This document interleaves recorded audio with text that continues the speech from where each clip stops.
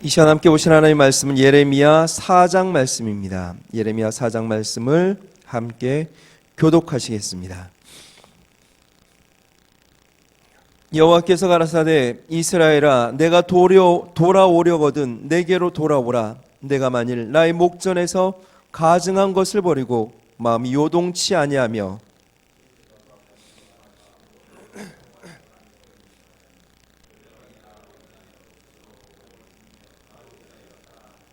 나 여호와가 유다와 예루살렘 사람에게 이같이 이르노라. 너희 묵은 땅을 갈고 가시덤불 속에 파종하지 말라.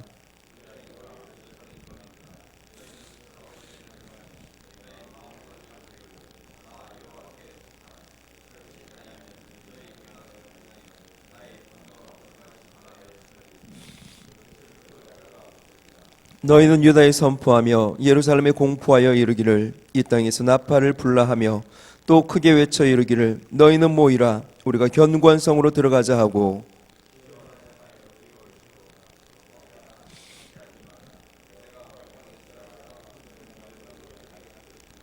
사자가 그 숲풀에서 올라왔으며 열방을 멸하는 자가 나와왔으되 내 땅을 황폐케 하려고 이미 그 처소를 떠나 나왔은즉 내 성읍들이 황폐하여 거민이 없게 되리니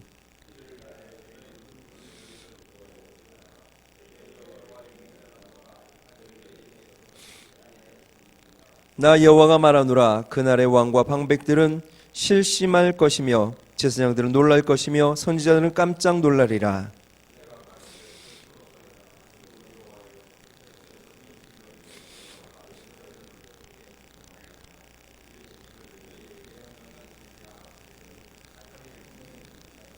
그때 이 백성과 예루살렘에 이를 자 있어서 뜨거운 바람이 광야 자산에서 내 딸 백성에게 불어온다 하리라. 이는 키질하기 위함도 아니요 정결케 하려 함도 아니며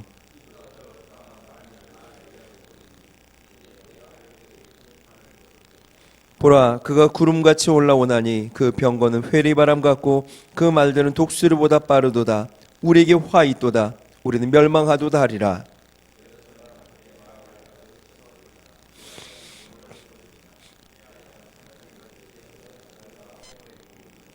단에서 소리를 선포하며 에브라임 산에서 재앙을 공포하는도다.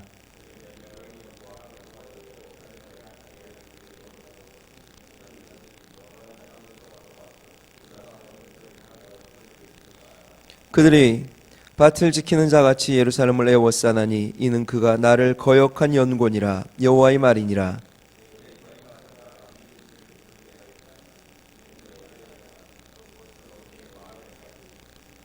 슬프고 아프다. 내 마음속이 아프고 내 마음이 답답하여 잠잠할 수 없으니 이는 나의 심령 내가 나팔 소리와 전쟁의 경보를 들음이로다.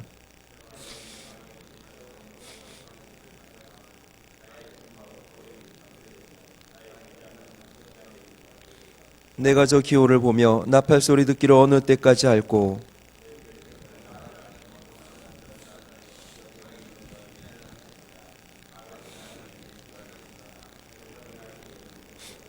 내가 땅을 본즉 혼돈하고 공허하며 하늘들을 우러른즉 거기 빛이 없으며 내가 본즉 사람이 없으며 공중의 새가 다 날아갔으며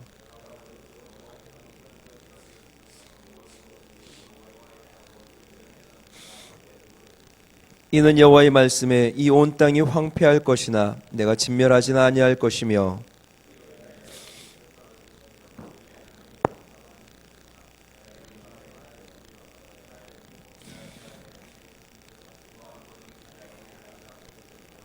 기병과 활 쏘는 자의 헌화로 인하여 모든 성읍이 도망하여 숲풀에 들어가고 바위에 기어오르며 각 성읍이 버림을 당하여 거기 거하는 사람이 없나니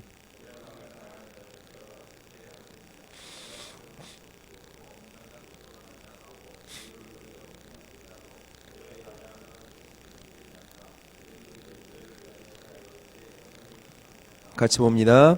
내가 소리를 들은즉 여인의 해산하는 소리 같고 초산하는 자의 고통하는 소리 같으니 이는 딸 시온의 소리라. 그가 헐떡이며 그 손을 펴고 이르기를 내게 화 있도다. 살육하는 자를 인하여 나의 심령이 피곤하도다 하는도다. 아멘. 구약 성경을 보면 특히 열왕기 이후에 하나님께서는 이스라엘 백성들을 향하여 끊임없이 돌아오라 말씀하십니다. 구약의 마지막 성경인 말라기서에도 보면 하나님은 내게로 돌아오라, 그리하면 나도 너희에게로 돌아가리라 말씀하십니다.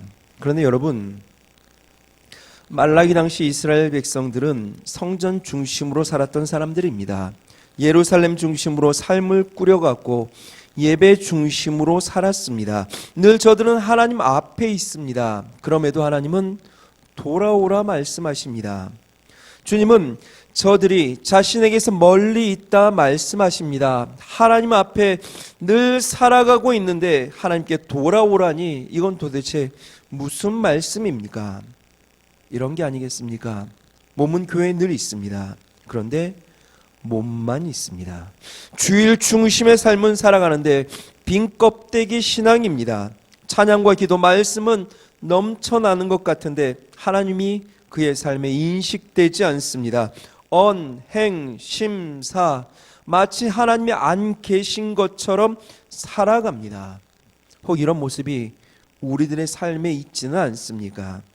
하나님은 그래하여 우리를 향해 끊임없이 돌아오라고, 전심으로 돌아오라고 부르시고 있는 것입니다.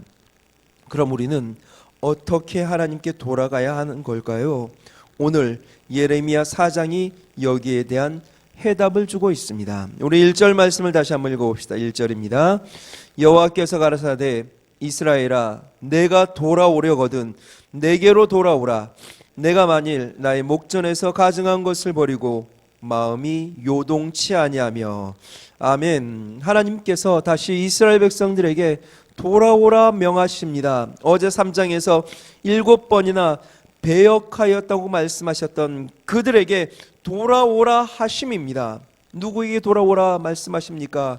내게로, 여호와 하나님께로 돌아오라 말씀하십니다. 그런데 여러분, 하나님이 하신 말씀이죠. 당연히 하나님께로 돌아가야 합니다. 그런데 하나님께서는 굳이 너희가 돌아오려거든 내게로 돌아오라 강조하시는 이유가 무엇이겠습니까? 서두에 말씀드린 내용이죠. 실제로 유다 백성들, 그들은 많은 면에서 주님을 향하여 돌아온 것 같았습니다. 그런데 진심으로 돌아온 것이 아니었습니다. 멸망을 목전에 두어 이 끔찍한 시대를 보내며 하나님 그분 자체를 구한 것이 아니라 하나님으로부터 얻어낼 그 어떤 것에만 그저 관심이 있었을 뿐입니다. 그들에게 그저 하나님은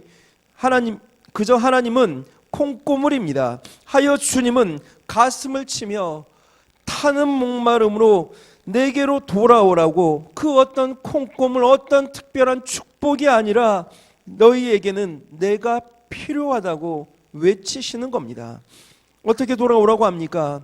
첫 번째이자 가장 중요한 것은 나의 목전에서 하나님 앞에서 가증한 것을 버려야 됩니다. 요동치 말아야 됩니다. 그런 모습으로 돌아가야 합니다. 여기서 가증한 것이라고 하는 것은 몹시 싫어하는 것을 말합니다. 하나님이 몹시 싫어하는 것을 말합니다. 특정한다면 우상이죠. 우상 숭배하는 겁니다. 하나님이 아닌 내가 주인 삼고 있는 것을 말하고 있습니다. 하나님께 돌아가 하나님과 온전한 관계를 맺고자 한다면 당연하죠. 하나님과 우리 사이에 가로막고 있는 그것을 제하여 버려야 합니다. 당시 남유다는 남방 정책을 펼치고 위에서부터 밀고 내려오는 바벨론 때문에 친애굽과 친바벨론파로 나뉘어 싸웠습니다.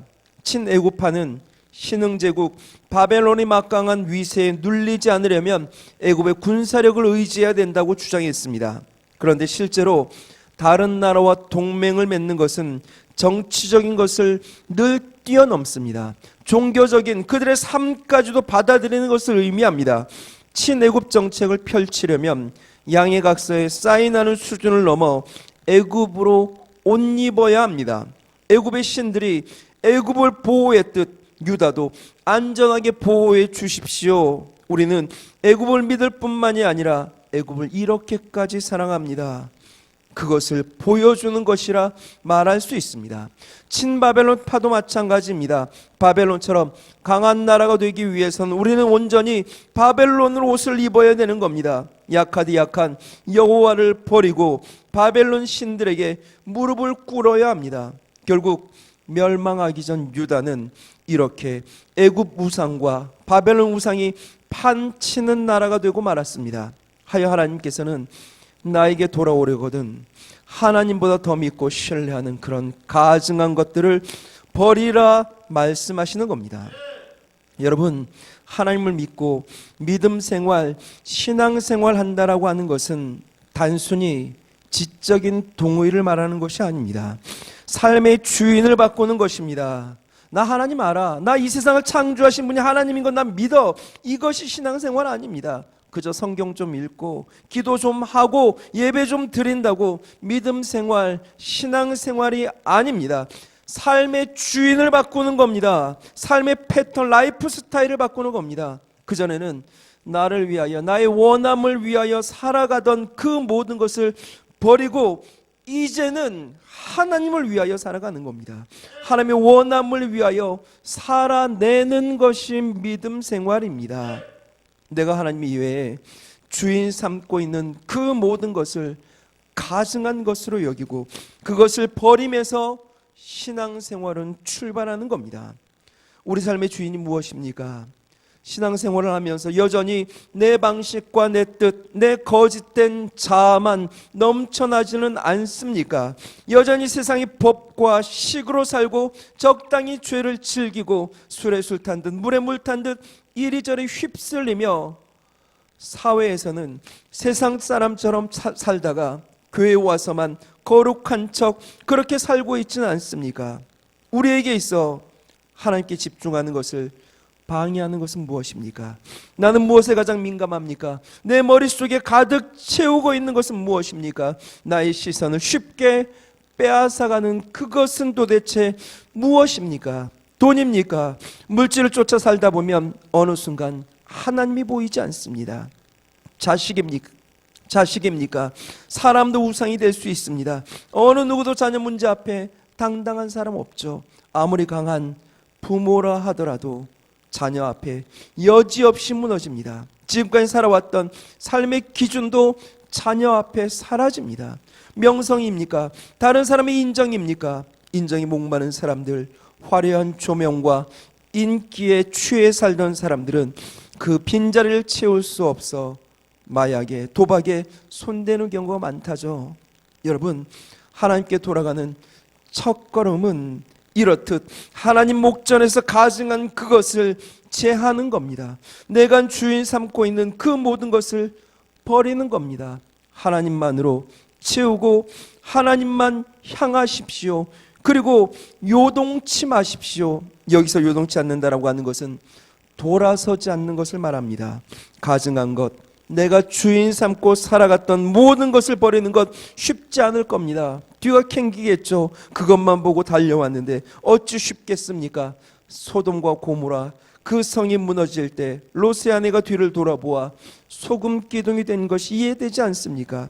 그렇지만 정말 하나님께 돌아서길 원한다면 기억하십시오.